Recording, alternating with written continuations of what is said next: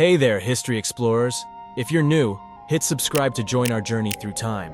Today, we're venturing into the shadowy side of royal history, uncovering the most audacious assassinations that rocked kingdoms and changed the course of nations. Remember, these aren't just tales of violence. They're stories of ambition, betrayal, and moments that sent shockwaves through history. Ready for a thrilling ride through the past, exploring the dark corners where friend turns foe and a feast can end a reign? Number 1. The Theater King's Last Act, Gustav III of Sweden. Welcome, history enthusiasts, to the magnificent world of Gustav III, the Theater King of Sweden, whose life was as dramatic as the operas he loved so much.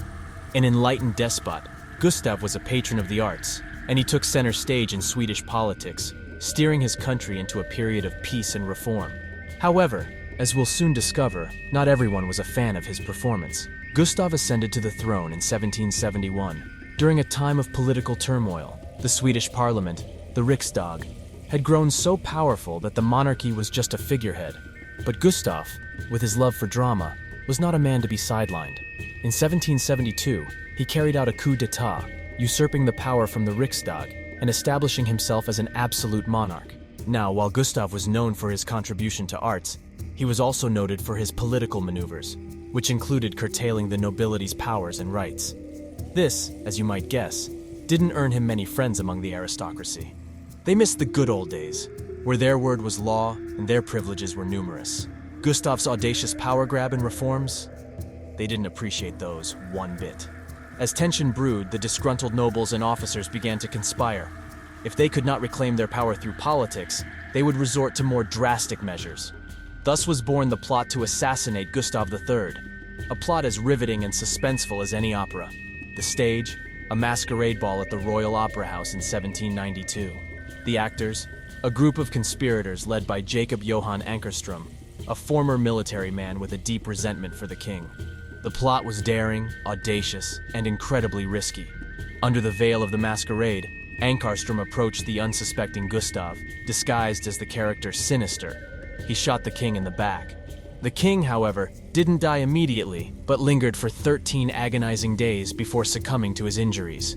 Gustav's final act was, fittingly, high drama. The shocked nation went into mourning, and the conspirators were rounded up.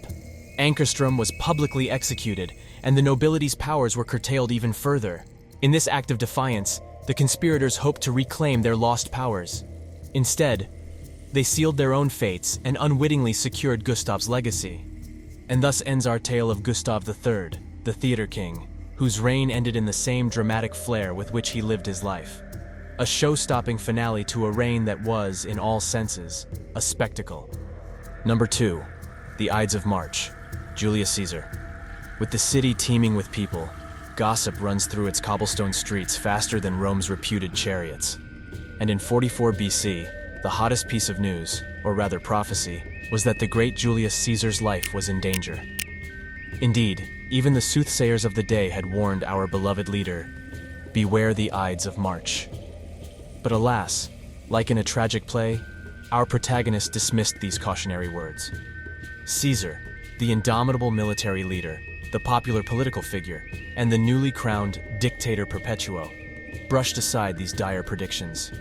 Power can often blind the best of us, and Caesar was no exception. The Ides of March arrived, a day that would be etched in history forever.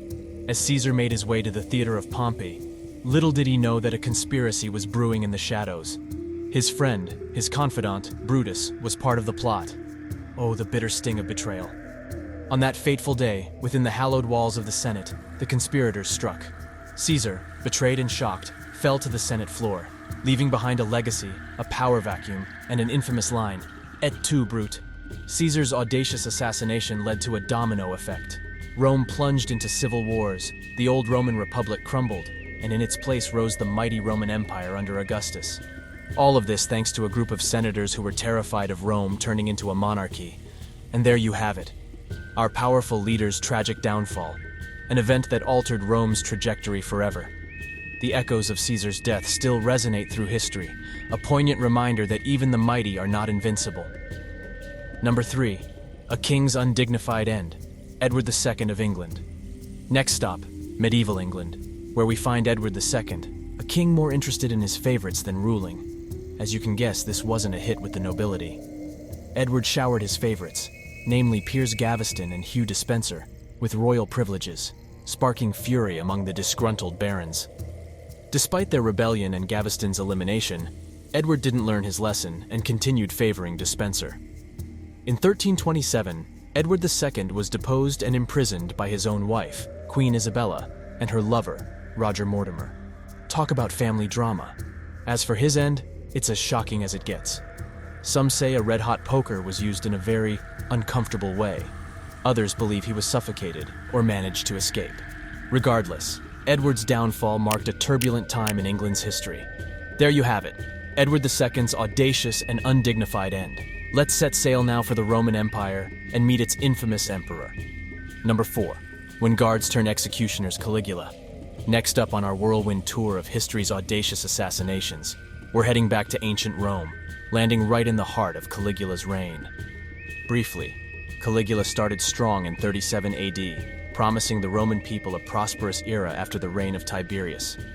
However, his reign quickly spiraled into chaos, marked by eccentric behavior and tyrannical tendencies. He exhibited extravagance, paranoia, and cruelty, even planning to make his horse, Incitatus, a consul. The Praetorian Guard, initially loyal due to a generous pay rise, grew increasingly concerned about Caligula's erratic actions. Their worry peaked when he announced plans to move to Egypt to be worshipped as a living god. Led by Cassius Chaerea, the Guard plotted to assassinate Caligula during the Palatine Games. On the fated day, they succeeded in killing the tyrant emperor, but the anticipated return to the Roman Republic never happened. Instead, the Praetorian Guard rallied around Claudius, Caligula's uncle, preserving the rule of the emperors. The dramatic story of Caligula's fall serves as a stark reminder of the volatility of unchecked power. Join us in the next chapter as we venture to a frosty Russia for another intriguing tale. Number 5. A blast from the past. Alexander II of Russia. Buckle up as we journey back to 1881 St. Petersburg and meet Tsar Alexander II, famously known as the Liberator Tsar. His act of emancipating 23 million serfs won him applause, but it also stirred discontent. Among the unsatisfied was the revolutionary group the People's Will. Their agenda: radical political reform, even if it meant taking the Tsar's life. They targeted the Tsar 6 times, succeeding on the fateful day of March 13, 1881.